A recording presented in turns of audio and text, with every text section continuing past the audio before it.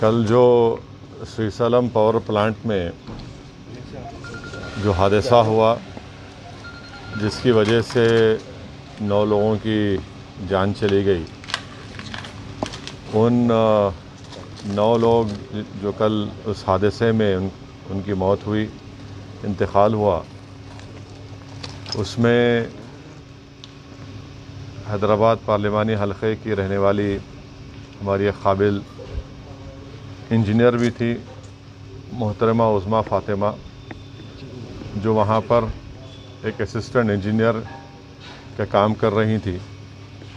मैं आज यहाँ पर आज़मपुरे में उनके घर आकर उनके वालिद जनाब अब्दुल हक साहब को अपनी जानिब से, पूरी आवाम की जानिब से उनको ताज़ियत पेश किया हूँ।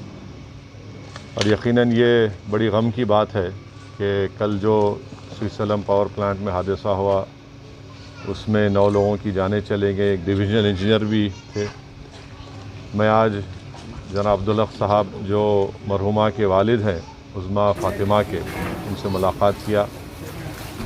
और ये बात शायद किसी को भी नहीं मालूम,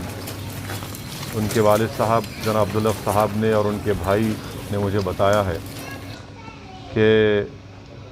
उज़्मा फ़ातिमा एक बहुत ही काबिल स्टूडेंट थी और बचपने से वो बहुत ज़्यादा पढ़ाई में उनकी दिलचस्पी थी, मेहनत करती थी और उसके नतीजे में उनको मेरिट की बुनियाद पर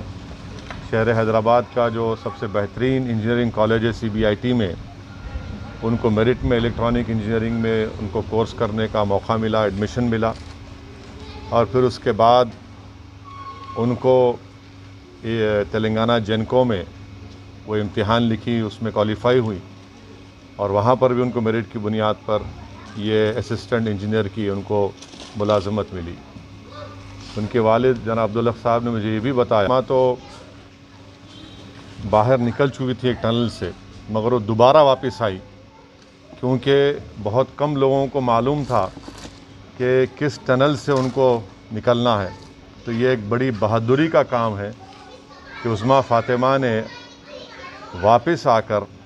जो लोग फंसे हुए थे उनकी जान को बचाने के लिए, उनको रास्ता दिखाने के लिए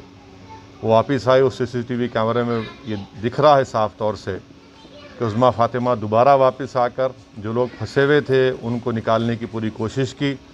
उसमें से बाज़ लोग निकल गए, मगर अफसोस कि हमने अपनी बेटी को खो दिया और उज़्मा फ़ातिमा की जान दूसरों को बचाने में चली गई। हम हुकूमत तेलंगाना से, ख़ास तौर से चीफ़ मिनिस्टर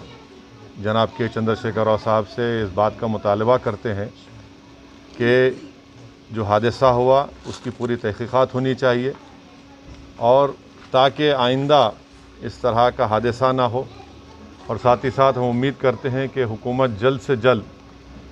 जो ऐलानात किए हैं, जो लोग जिनकी जानें कल चली गई हैं,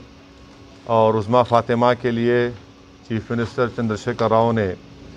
25 लाख रुपए के एक्स-ग्रेशिया का ऐलान किया और उज़्मा फ़ातिमा की जो तनख्वाह थी वो ज़िंदगी भर उसका पेंशन उनके अफराद ख़ानदान को मिलता रहेगा। और तीसरी चीज़ जो एक कंपैशनेट अपॉइंटमेंट है, उनके किसी ख़ानदान के फ़र्द को दिया जाएगा। अब मैं मुतालबा करता हूँ जनाब प्रभाकर साहब तेलंगाना जेनको के चेयरमैन से